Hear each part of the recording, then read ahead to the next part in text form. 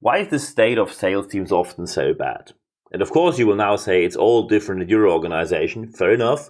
However, a study recently has been published, and I'm going in detail which study it is, how important it is, and where it has been published in this podcast. So what happens right now? We have the end of the year, and of course that means business. You try to get the budgets which are still left, and you try to build up a good pipeline for the next year. And many organizations are anything but satisfied with what they see right now. Suddenly, the end of the year business, which normally is something that basically ran by itself, isn't working that well anymore. And the question is, why? And of course, when you look into the interviews we published yesterday we had a brilliant interview with Simon Hazeldine, who just published his 6th book, How to Lead Your Sales Teams On-Site and Virtually.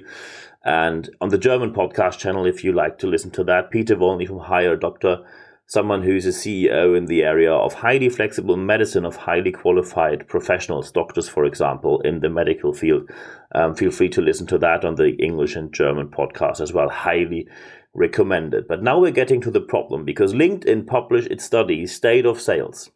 And the study, State of Sales, simply shows that we have huge issues in the sales area right now. And we are looking into the study, which has a very clear core message, and the core message is sales is not listening. But that's not the fault of salespeople alone, because now I already see that some leaders will think, oh, I'm just going to tell them they have to listen better. That's not the point here.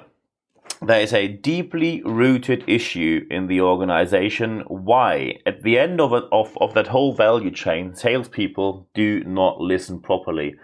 And often the issue is somewhere else than with the sales representative at the end of the value chain. Looking into it, often sales reps are often account managers, senior account managers, anyone working in sales. They're often not very well prepared for the remote world. Often people aren't prepared at all.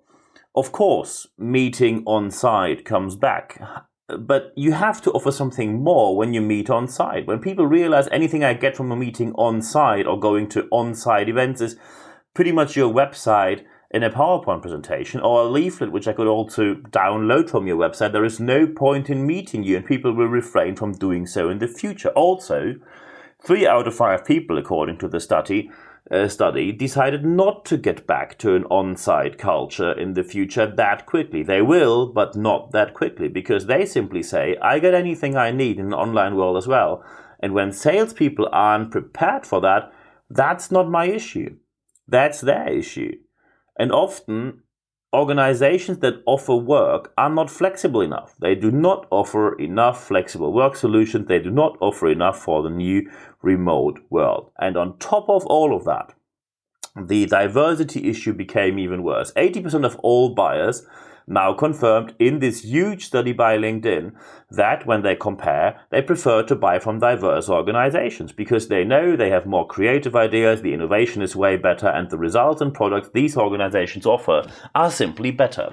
So when you now look around yourself and you think, it's all pretty much still very white, male, straight, and cisgender in my organization, and when you now think, what actually is cisgender, then you know that you haven't done anything right in case of with respect to diversity in the last years. And when you now think, we should start right now, let's face it, starting is better than doing nothing. However, your competitive disadvantage will be with you for the next 1 or 2 years when you're a small organization, for way longer when you're a larger organization. You have to invest a lot of time and effort right now to catch up with that. And 65%, and this is the most shocking news from the study, 65% of all organizations, 2/3 of all organizations say that they practice a buyers-first mentality. They focus on the customer, focus on the client. It's all about you, the person who wants to buy.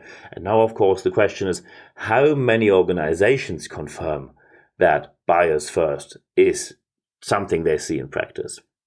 Here we go. It's 23%.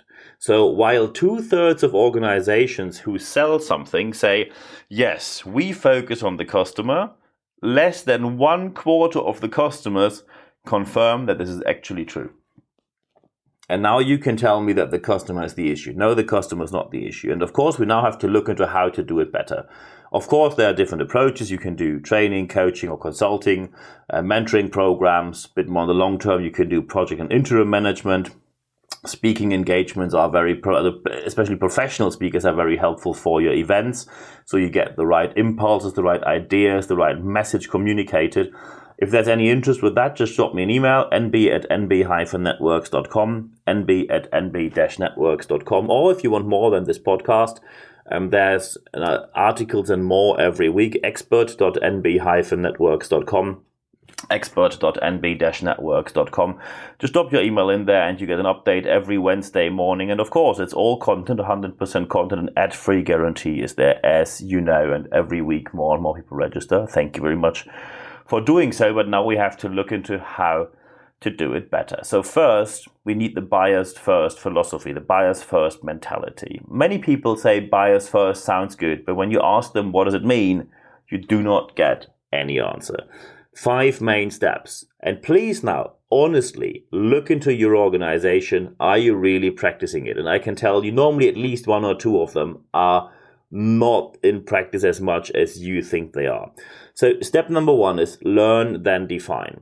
The customer tells you what their problem is, and then you define the solution. It's not that you have a solution and you sort of try to push the customer on the solution you have. So you change their problem that it matches your solution. Unfortunately, this is one of the worst steps for sales teams because often they have a program which they have to sell due to their sales leaders, sales managers, etc., etc. So it's also a leadership issue. But when you don't learn, but you define the problem before you learn from the customer, it's your fault that they do not buy. Aspect number 2 is share readily. One of the reasons people ask me, why do I do this podcast? And of course, you have the articles and everything else I do every week. The reason is because people expect to have information about what you actually do in real world practice before they put money on the table.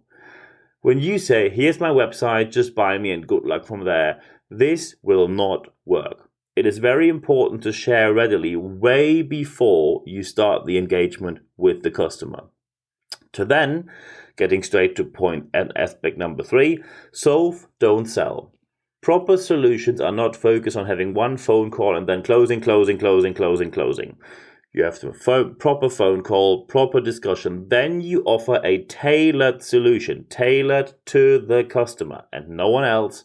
And as soon as you solve the issue, sales becomes way easier. This sounds blindingly obvious. However, when I only look at my organizations, most products that are sold to me are not tailored to me in the slightest.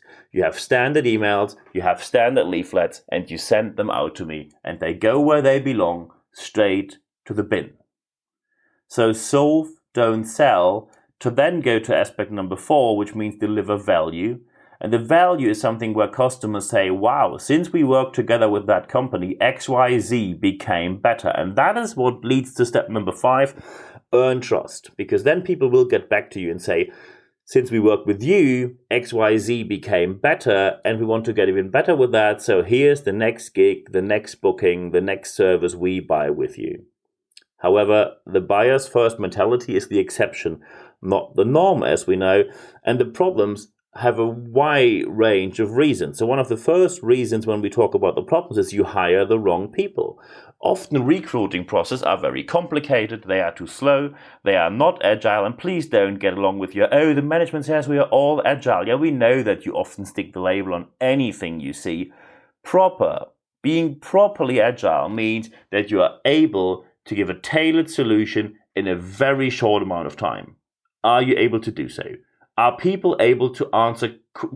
Are people in your recruiting process able to give qualified answers when someone has a specific problem? Are you able to give specific answers, which does not mean that you say, well, I don't know, or we have to see, or this has to be agreed with management, I can't really tell you, no, the person's not available. When you can't give any answers, you will start to hire the wrong people. And often when I see the prerequisites I see in job ads or the prerequisites in practice, people say, oh, let's look for a salesperson from that university because we had good experiences with that university. I can tell you where that comes from. So first, of course, academic education is very important and very useful.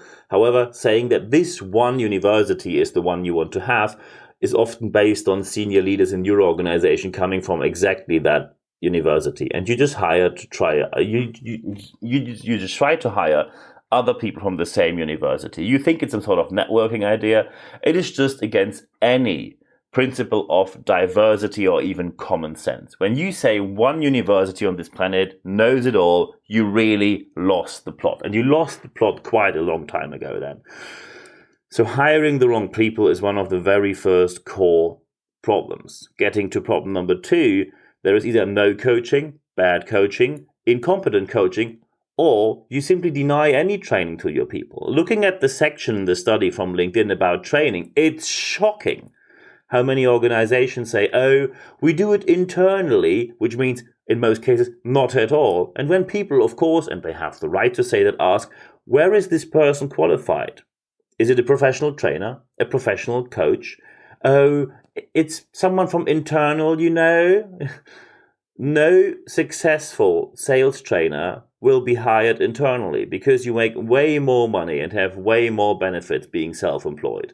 I always find it quite funny. And of course, now people could say, oh, Niels, you're only trying to sell your sales training. No, absolutely not. Look at the study. It's publicly available. State of Sales on LinkedIn, free to download. When you deny your people professional training, coaching, and more in the educational sector, step 1, people will leave. Step 2, people will do really bad work with your client. And step 3, your sales will suffer and you damage your brand. And when now people say, yeah, but sales training is really expensive. Well, what did you expect when you want to have high value and training the people that directly sell your product and are the first face to the customer in most situations? Do you think you get that cheap? And it's not expensive, it's worth the value. Excellent sales training pays off very quickly, and especially salespeople know their value, and as soon as you don't offer any training, they will go to one of your competitors anyway. So be sure that you have a training and coaching process in place, done by professionals, not by the cheapest offer. Problem number 3 is short-term goals. People say, I would like to build a relationship. However, my sales manager says I have to meet the monthly or the quarterly target. And when, of course, you focus more on short-term goals than a mid-term, long-term relationship, it's not too surprising that people will step away from you. And problem number 4 is the organizational culture. Because in many organizations, what you call sales is anything but sales. You have processes, you have paperwork, you have forms, you have anything which is as formal as it can be, but you have no agile sales approach. Sales means being proactive. Sales means being agile. Sales means focusing on the customer every single moment of what you do, but also focusing on getting the deal done and closed in a reasonable manner. And many people are unable to bring these two together. And that is the issue with organizational culture. When, of course, we talk about why do people not close a deal with you, the study shows quite shocking insights. Often people say, we got wrong information. Wrong information means they said, the software is able to do that. And in practice, we see it's not. You simply said it's able to do something, which it clearly is not.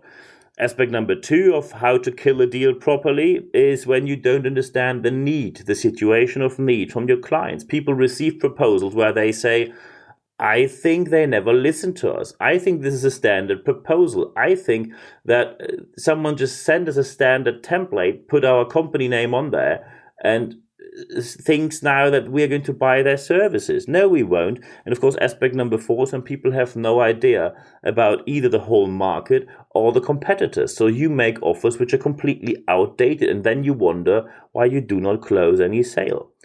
And I now can already see that some people are sitting there listening to this podcast and say, yeah, that's a really good point, but it's very different with us. Doesn't apply to us. Might apply to the whole world, but not for you. Doesn't apply to you. Because, and now we get to the classic ones, oh, we're a rather conservative industry, we're not that modern. Or you say something like, well, might be the case with others, but we are really modern. People like to work with us. Except the fact that on Glassdoor.com and anywhere else you find that people actually do not, and you only get the rest of the people available on the market, but you like to praise and love yourself so much that you put ego first and prove evidence and science second, or the classic one, number 3, where you say, well, we offer work, people need to qualify for that, and due to that, we now simply select the best of the best when they convince us that they're good enough to work for us. And that, of course, is complete and utter nonsense. The talent situation on the sales market is vice versa. Professional salespeople can choose where they work. They will get a yes from absolutely any market participant because they know their value, they know their worth. But often organizations are still stuck in the situation that they think just because they offer work, people have to be on their knees and say, thank you very much for offering me a work contract, which is as far away from reality as you can be. And when you look at who's part of that study, because now some people might claim, oh, where's the study, on which evidence is the study based on? There's a huge list of companies named being part of that, from very large companies, for example, like Pitney Bowes, Heinz, or Amazon. And you have, from the recruiting point of view, you have Korn Ferry, one of the largest recruiting companies on this planet. But of course, you have mid-sized and smaller companies as well. So no matter how hard you try, don't try to refute the study by saying it doesn't apply to you, because it does. Science and evidence is unambiguously clear in this case. I have to be very straightforward because I'm simply tired of discussing when people see an issue which is proven by facts, evidence, and science, and they start to discuss if they can get rid of the study. No, you can't. You simply have to face the situation. And you know the general principle of no invest, no return. Well, that applies to sales as well, because looking into your organization and any organization on the market, leadership and sales are the core principles of why organizations are successful or they're not. Without good leaders, you won't have you won't get anything done in your organization because your processes are outdated. People hate to work for you. You won't be able to recruit people. You won't attract talent. You won't win them. You won't retain them. Then you don't offer training, coaching, or any kind of education. So people will simply leave as quickly as possible. So bad leadership simply chases people away and gives your employer brand a massive damage. And of course, sales means that you get your products, your services, your solutions sold on the market, because otherwise no revenue and no profit will come in. And this is why sales and leadership are not only interconnected, but so important. At the end of all of this, it is now important. So first, by the way, when you listen to the podcast, the English one with Simon Hazeldine, how to lead your sales teams on site and virtually, meaning remotely, in the remote scenario, that of course is focused on sales. And on the German podcast, Peter Wolny from Hire a Doctor, they have a sales process as well. So it's very important for any business to have this in place. I'm happy to discuss with you now because I know that these kind of ideas are often, let's say, well received by some, not well received by many. However, don't be offended. Simply look at the situation of your sales team and then think, what can you do better? And I'm looking forward to the discussions we're going to have this week. Just drop me an email, nb@nb-networks.com, nb@nb-networks.com, because now it is very important that you apply what you heard here. Of course, I'm happy to help you. Just drop me an email if you're interested in that. It is very important that you apply what you heard, because only what you apply in your organization will trigger the positive change you want to have in your organization, which makes your organization more competitive, more future-proof, and ready to be an attractive employing organization in the very competitive talent market of sales in today's times. I wish you all the best implementing this in your organization. And for this week, there's only one thing for me left to say. Thank you very much for your time.